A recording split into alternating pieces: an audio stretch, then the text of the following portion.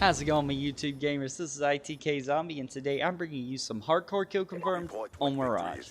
Today's commentary will offer tips on how to better your game if you have to deal with either a horrible internet connection or bad lag compensation, which is something I'm sure all of us at one time or another have had to deal with as gamers. Now, what this video will offer is two sets of tips. The first set will focus on quick fixes and stuff that you can do right now in Black Ops 2 to overcome lag comp. The second set of tips will offer long-term solutions, best things that have to deal with either your network or your router to fix a bad internet connection.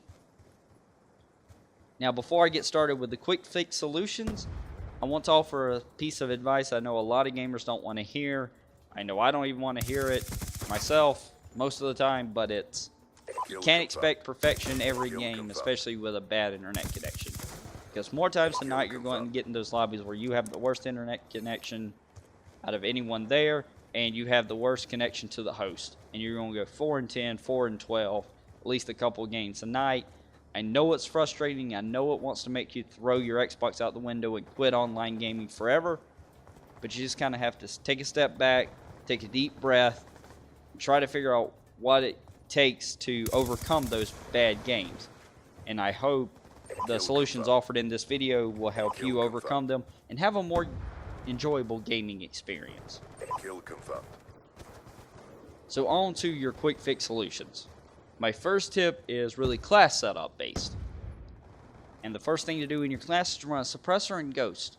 You need to take the mini-map out of the equation, because the sooner that's out of the equation, the better chance you have at surviving and getting into more gunfights that are favored towards you, which are gunfights where you're facing the back of your opponent, or gunfights where they don't even know you're there. And that's the main thing that you need to do, because in a head-on attack of the enemy, they're going to win, because that's a fair gunfight. They didn't know you were coming up, you kind of didn't know where they were, kind of met each other in the hallway, they're going to win that gunfight. They have the better internet connection. What you have to do is you have to end up being a little bit sneaky, try to flank around, get behind them, and kill them. Because even with a bad internet connection, you can kill someone from behind as long as they don't notice you. The next step is to put lethals on your class, be it frags, Semtex, or C4, claymores, bouncing betties, combat axes. The main point behind this is, say you notice two people running through a building. Well, you know you can't face them head on, because you're going to lose that gunfight 9 times out of 10. So you just toss C4 in there, set it off, you pick up those 2 kills, you haven't endangered yourself, and you're closer to your next score streak.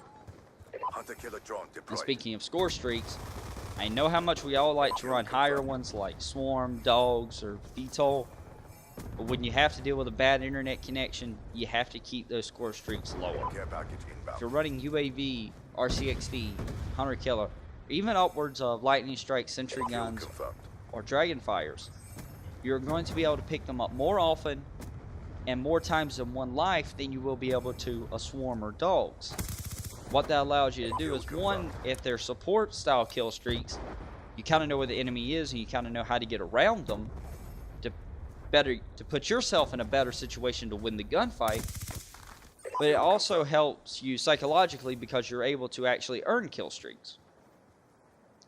And the more confident you feel about your gameplay, usually the better you do. At least in my case, that's how it works. If I feel confident in my abilities, I play better.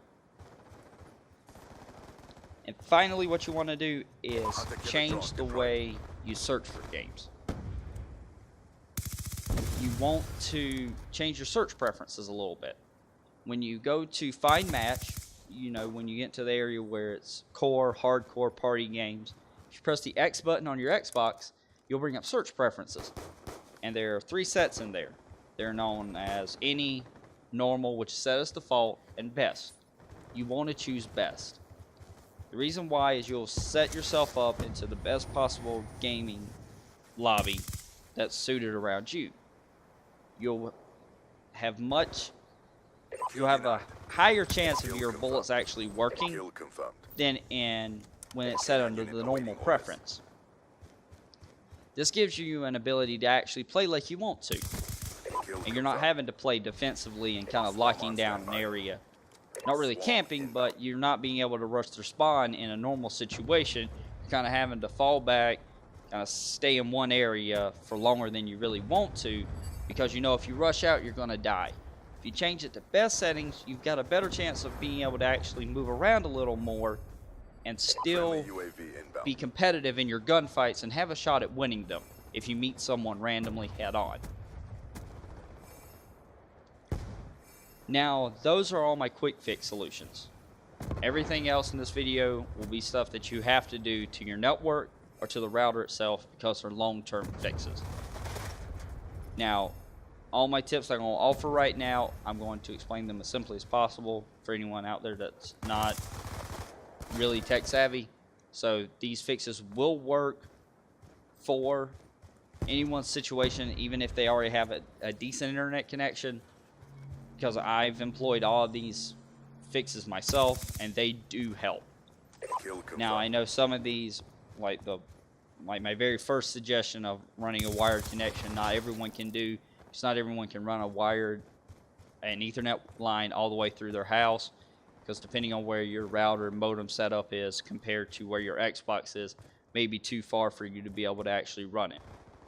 But if it's there any way possible, wired gaming always beats wireless. If there's any way possible, you want to run a hard-lined Ethernet wire to your Xbox and to your router or to your modem. Reason I say this, when you're running wireless, you run into the ability of a lost internet connection or a dropped internet connection. Something can happen wirelessly where you lose the connection and you lose the game. With a wired connection, you're going to have a much more constant and a much more reliable internet connection. That way you can kind of take out a little bit of your ping issue, because wireless is always going to give you a higher ping than wired will. So that's going, if you're running wireless, you're going to have an increased reaction time, and that's going to cause you to lose more gunfights. With wired, you'll have a lower reaction time, and you'll actually be able to stay competitive in them, and hopefully win more than you lose. The next step is to open the Xbox Live ports on your router. Now, if you don't know how to do that already, in the description below, I included the link to my previous video that I uploaded of how to do this in more detail. It explains how to open your router, how to access the router settings, and how to open the ports for the Xbox, and all the steps that are required.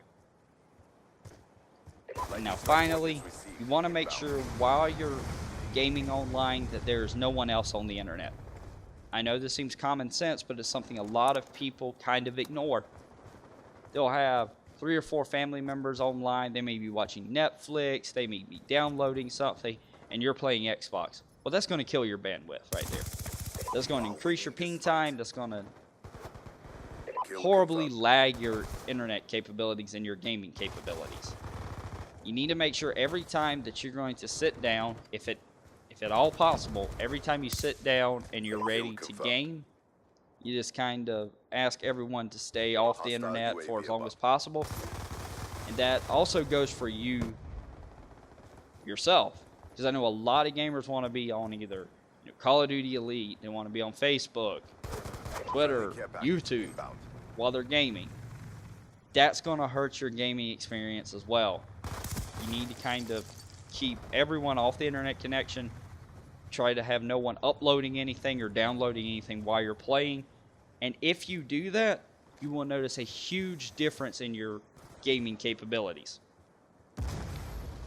But anyway, guys, as this gameplay wraps up, we end up winning this one 100-50. I go 66-10.